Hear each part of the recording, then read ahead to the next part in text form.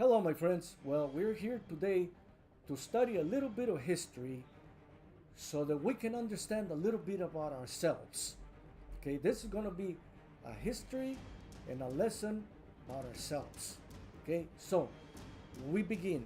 First, they told us 500 Spaniards conquered an empire of millions, the Aztecs.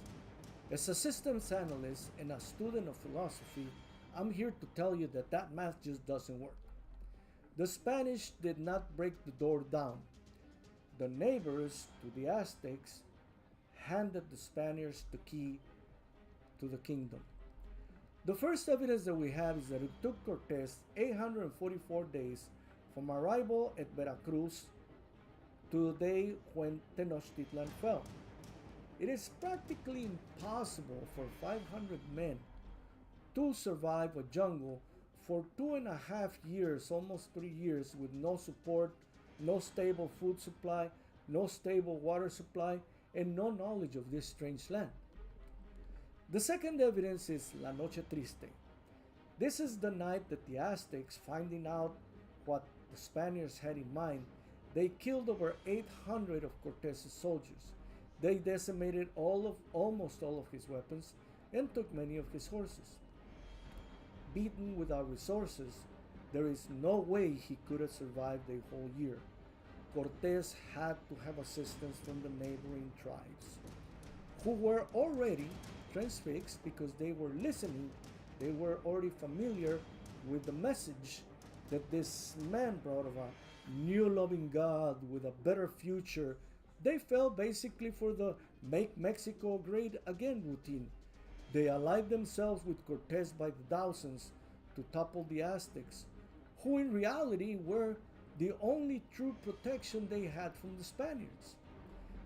Pretty close to immediately after toppling the Aztecs, they saw themselves eventually be brought into slavery, and to see their land and riches were being ravaged by those that they had helped to overthrow and annihilate the Aztecs.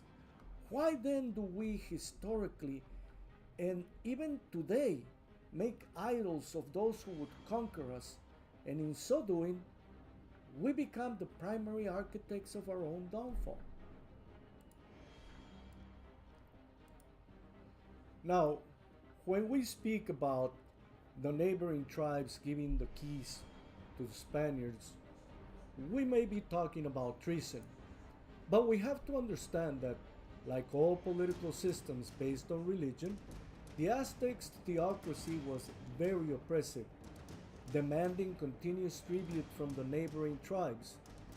The neighboring tribes, like the Totonacas, heard and believed about this new message that Cortés was bringing, about this improved and loving God and a better world, eternal life. They thought the benefit was going to be for them. They thought this would create a better life for everyone involved. However, this never materialized. Once the Aztecs were gone, the Spaniards established pretty much immediately, a slave system where only the Spaniards were entitled to the benefits of the new world. The neighbors to the Aztecs found themselves, they were not even considered human.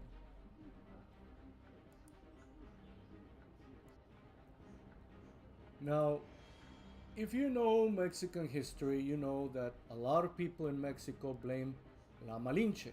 Now, who was La Malinche? She was an Aztec young girl gifted to Cortés in the hopes that she would translate from Mayan to Nahuatl. Cortés, considering that Cortés already had a priest who already knew how to translate Spanish to Mayan, so La Malinche was the bridge, translating from Mayan to Nahuatl. However, in a matter of months, she became able to translate from Nahuatl to Spanish. This was wonderful for Cortés because just like you can fill a young girl's head with dreams and imagination, she can then translate this with the same emotion and vigor that a true believer does, becoming in essence Cortés's official and most efficient press secretary, because she believed, line, hook, and sinker, every word that Cortés told her. Most people say that that was the Achilles tendon, but she was so much more. People listened to this inexperienced girl because she spoke of dreams and hopes that they all had in common for themselves. So she was not the cause. The cause was a fragmented political system where people were tired of theocratic abusive system, where resentment for your brother was stronger than the fear for the stranger. The cause was also a hope for a better system that would allow for more dignity to those conquered. Their inability, the natives' inability to understand that a political system is never going to be perfect, and that just because you don't have an upper hand on this system does not mean that a conqueror or an outsider is actually going to do any better for you. Yet it seems people would sometimes rather become somebody else's slaves than continue having faith that their own people will eventually be able to improve their own system.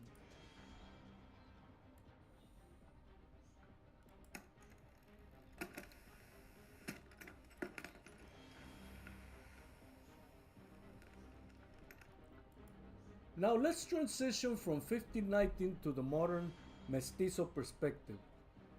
Why does this keep on happening in our modern world, corporate offices, families, and politics today? Why do we vote for billionaires whose objectives is to enrich themselves off of our labor and taxes? Why do we vote for people whose only way to power is to make us afraid of our brothers and sisters? Why do we keep on believing that we are included in the promise of Make America Great Again? It is the same promise from Cortés to the neighboring tribes of the Aztecs, and it will have the same result.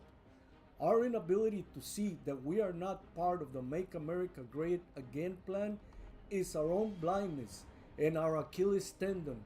Our inability to analyze that just because someone says communist doesn't mean that it is a bad thing, depending on the context. Just because someone says criminals does not make you one, nor is it your neighbor.